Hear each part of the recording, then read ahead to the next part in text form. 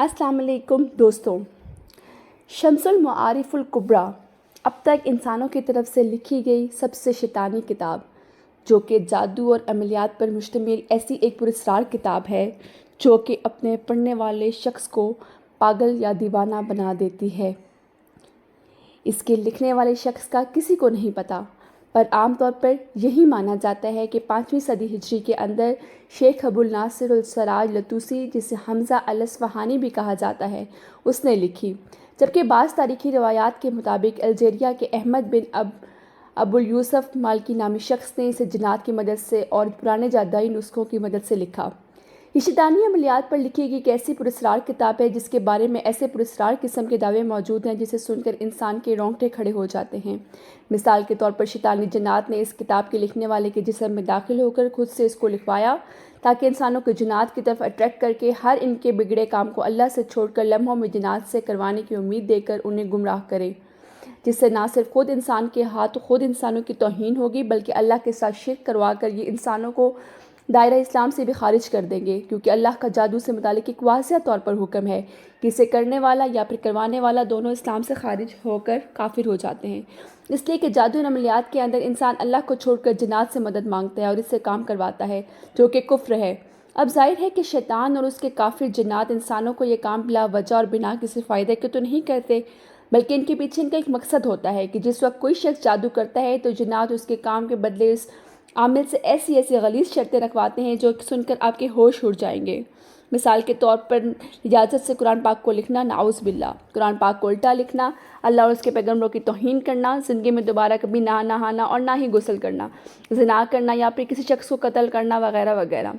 और क्योंकि शैतान और उसकी औलाद काफिर जिन्नात की नस्ल को इंसान से पहले दिन से ही नफ़रत है और वो इंसान को जहन्नुम के अंदर देखना चाहते हैं, इसलिए वो खुद इंसानों को ऐसे कामों की दावत दिए रखते हैं। शिर्क और गुनाह की वजूहात और उनकी तावीलें उनके ज़हन के अंदर डालते हैं ताकि इनको इस काम के लिए उकसाएं। हर इस किताब का मामला ज़रा मुख्तलिफ है, क्योंकि ये किताब अरबी ज़ुबान के अंदर है और इसकी तारीख भी अरब खित्ते से है। इसका मतलब है कि इसके लिखने वाला जो भी था वो मुसलमान था, लेकिन इन जादू और अमलियात में पढ़कर काफिर हो गया था। और ये कि इसके पास बनी इसराइल यानी यहूदी कौम के हज़रत सुलेमान अलैहिस्सलाम के दौर के कोई जादुई नुस्खे मौजूद थे, जिन्हें मिलाकर इसने इस किताब की शक्ल दी। क्योंकि हम सभी लोग जानते हैं कि यहूदी कौम हज़रत सुलेमान अलैहिस्सलाम के दौर के अंदर जादू के इल्म को बाकायदा एक इल्म के तौर पर सीखते थे, जिसे अल्लाह ने वाज़ेह तौर पर तौरात के अंदर मना फरमाया था। मगर हारूत और मारूत दो फरिश्तों को उन्हें आजमाने के लिए इंसानी शक्ल में ज़मीन पर भेजा कि वो जादू के मामले में इस कौम की आजमाइश करें,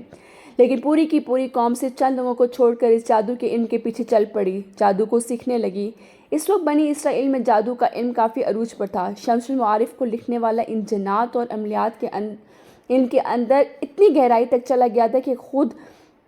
शयातीन जिन्नात ने इसके जिस्म के अंदर दाखिल होकर ये किताब लिखवाई और उसकी हिफाजत पर जिन्नात को मामूर कर दिया। इसलिए कोई भी शख्स इसको पढ़ने की कोशिश करता तो वह पागलपन का शिकार हो जाता। इस्लामी तालीमात के अंदर क्योंकि जादू करना शिर्क है, इसीलिए दुनिया के हर मुस्लिम मुल्क में ये किताब बैन है और साथ दुनिया के हर कौम के अंदर मुतनाज़ भी है। इस बात का दूसरा सबूत कि इसके ऑथर ने बनी इसराइल के जादू के नुस्खों का इस्तेमाल किया वो ये है कि इस किताब में अरबी के बाद जिस ज़ुबान के अंदर सबसे ज़्यादा लफ्ज़ इस्तेमाल किए गए हैं वो इब्रानी ज़ुबान के अंदर हैं, जो कि यहूदी कौम की मादरी ज़ुबान थी और इस वक्त भी है। इस किताब के अंदर जगह जगह पर बाबल इराक़ के दौर में राज जादुई रस्मात का जिक्र है, और ये वो ज़माना है जब पहली बार बाबुल के बादशाह बख्त नसर ने फ़लस्तीन के अंदर मौजूद यहूदियों की सरज़मीन को हमला करके तबाह कर दिया।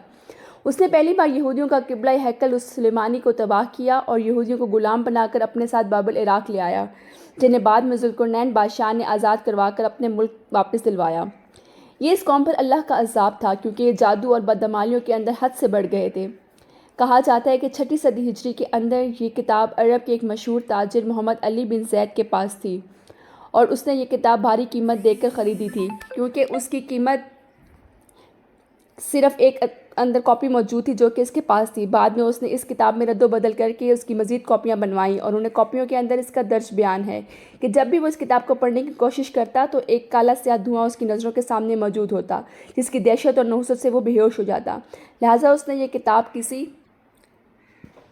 मुस्लिम आलिम दीन के हवाले कर दी और उसके बाद तकरीबन 100 साल तक ये किताब मंजर आम से गायब रही। और आखिरकार जब 7वीं सदी हिजरी के आखिर में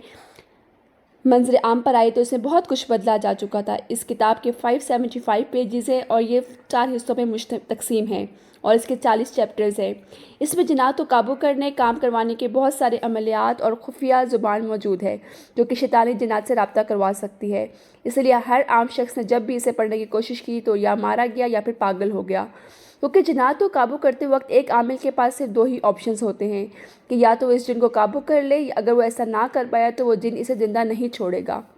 علماء کرام کے مطابق اس کتاب کو اسلام سے جوڑا جاتا ہے، مگر یہ تو اسلامی تعلیمات کے مخالفت یعنی شرک پر لکھی گئی ہے، لہٰذا اس کا اسلام سے کوئی تعلق نہیں۔ کہا جاتا ہے کہ یمن کے علاقے عدن میں ایک روحانی عامل السائی نے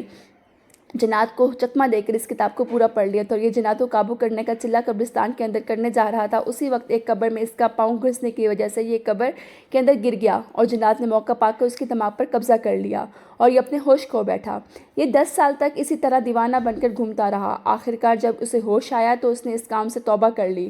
مگر اس کی کہانی پر کبھی کسی کو یقین نہیں آیا۔ دیکھیے، شیطان کے ساتھ معاملہ کرتے وقت بظاہر ایک عام انسان یا عامل کو یہ فائدہ نظر آ رہا ہوتا ہے کہ شیطان اس کے تمام کاموں کو فوراً سے کر دے گا، مگر شیطان کی فطرت ہی مکاری اور دھوکے بازی ہے۔ اصل میں وہ شخص یعنی عامل خود ہی اپنے آپ کو دھوکہ دے رہا ہوتا ہے، وہ خود کو تباہی کی طرف لے کر جا رہا ہوتا ہے، کیونکہ شیطان کے ساتھ معاملات کرتے وقت انسان کو نقصان ہی ہوتا ہے، اسے کوئی فائدہ نہیں ہوتا، بلکہ اس کی دنیا اور آخرت دونوں تباہ ہوتے ہیں، کیونکہ قرآن کریم کے روحانی علم اور شیطان کے شیطانی علم کے اندر یہی فرق ہے کہ روحانی علم کے ذریعے آپ کسی کو بھی شفا دے سکتے ہیں، بگڑے ہوئے کاموں کو بنا سکتے ہیں، کیونکہ اس کے اندر اللہ کی تائید حاصل ہوتی ہے۔ اللہ کو راضی کر کے جب اسے مدد مانگی جاتی ہے تو وہ بھی اپنے بندے کی مدد کرتا ہے۔ دوسری طرف شیطانی عمل کے ذریعے صرف اور صرف انسانیت کو نقصان پہنچایا جا سکتا ہے، کیونکہ جادو کے ذریعے آپ کسی کو پاگل تو کر سکتے ہیں، ٹھیک نہیں کر سکتے۔ ایک شخص کو بیمار کر سکتے ہیں لیکن اس کو ٹھیک نہیں کر سکتے۔ 2 لوگوں میں جدائی ڈلوا سکتے ہیں لیکن جدائی کو ختم نہیں کر سکتے۔ کسی شخص کو پاگل یا دیوانہ بنایا جا سکتا ہے لیکن اس دیوانے کو جادو کے ذریعے ٹھیک کرنا ممکن نہیں۔ جادو کے ذریعے صرف اور صرف انسانیت کی تباہی ہے، یہ انسان کی دنیا و آخرت دونوں کو تباہ کر سکتی ہے، جو کہ شیطان کا اللہ سے وعدہ ہے اور اس کا دنیا کے اندر مقصد ہے۔ اس لیے جتنا ہو سکے ایسی چیزوں سے، کفریہ شرکیہ عملیات سے خود کو بچائیں اور اپنے ایمان کی حفاظت کریں۔ اللہ پاک ہمیں سمجھنے کی اور نیک عمل کرنے کی توفیق عطا فرمائے، آمین۔ مجھے امید ہے کہ آج کی اس ویڈیو سے آپ کو بہت کچھ نیا جاننے کو ملا ہوگا اور آپ کو یہ ویڈیو پسند آئی ہوگی۔ اگر آپ کو یہ ویڈیو پسند آئی ہے تو میرے ویڈیو کو لائک کریں، چینل کو سبسکرائب کریں اور شیئر کریں۔